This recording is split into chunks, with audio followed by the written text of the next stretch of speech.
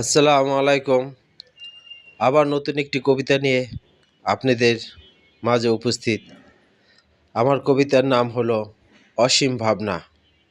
আমার কবিতা আসলে যারা শোনেন তারা একটু আমাকে লাইক এবং কমেন্টস করে জানাবেন আসলে আমার কবিতা কেমন হয়, ভালো না খারাপ।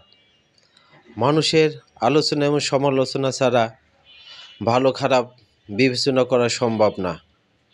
তাই একটু জানাবেন আসলে আমার কবিতা আপনাদের কাছে কেমন লাগে।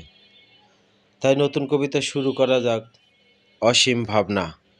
ইহুদমি। আমি এক উড়ন্ত পাথরের টুকরা, হাঁটিতে হাঁটিতে বালুমাখা পথ শেষে দাঁড়িয়ে আছি শান্ত সৈকতে। উড়তে উড়তে ক্লান্ত হয়ে আমি বসে পড়ি ভাঙা কোনো ডালে। আমি এক উড়ন্ত পাথরের টুকরা, হাঁটিতে হাঁটিতে বালুমাখা পথ শেষে দাঁড়িয়ে আছি শান্ত সৈকতে। উড়তে উড়তে ক্লান্ত হয়ে আমি বসে পড়ি ভাঙা কোনো ডালে।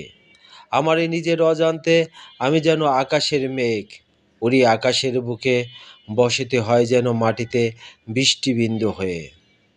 আমারই নিজের অজান্তে আমি যেন আকাশের মেঘ, উড়ি আকাশের বুকে, বসতে হয় যেন মাটিতে বৃষ্টিবিন্দু হয়ে, বৃষ্টিবিন্দু হয়ে।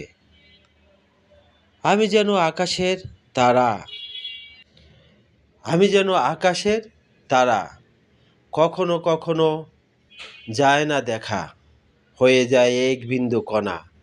আমি যেন রাতের চাঁদ, আমি যেন রাতের চাঁদ, সবার মাঝে বিলিয়ে পড়ি মন ভোলানো কোনো আদরে।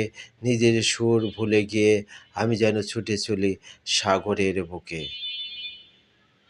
নিজের সুর ভুলে গিয়ে আমি যেন ছুটে চলি সাগরের বুকে। এ কেমন অবিশ্ব আমার জীবন, এ কেমন অক্লান্ত এক ভাবনা। এ কেমন অবিশ্ব আমার জীবন, এ কেমন অক্লান্ত এক ভাবনা। আধারের মাঝে মিশে যায়, আধার আমায় দেখে না।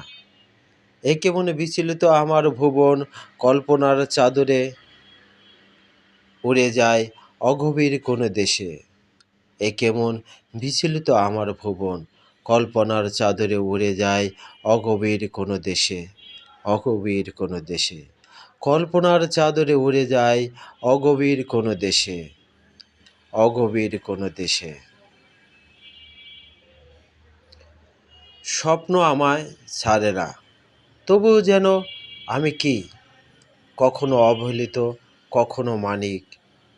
কেমন এক কল্পনার চাদর আমার গায়ে জড়ানো, ঝর্ণার মতো ঝরি পাথরের বুকে। কেমন এক কল্পনার চাদর আমার গায়ে জড়ানো, ঝর্ণার মতো ঝরি পাথরের বুকে। সবুজ মায়া আমায় চায় না, সবুজ মায়া আমায় চায় না, তবুও যেন আমি হয়ে যাই সুরতলার এক বাঁশি, হাসি হাসি মুখ করে তারাই সকল ফাঁকি। সবুজ মায়া আমায় চায় না, তবুও যেন আমি হয়ে যাই সুরতলার এক বাঁশি, হাসি হাসি মুখ করে তারাই সকল ফাঁকি, হাসি হাসি মুখ করে তারাই সকল ফাঁকি। সকলে ভালো থাকবেন আলহামদুলিল্লাহ, এবং সকলে আমার জন্য দোয়া করবেন। আমি আপনাদের জন্য দোয়া করি আলহামদুলিল্লাহ।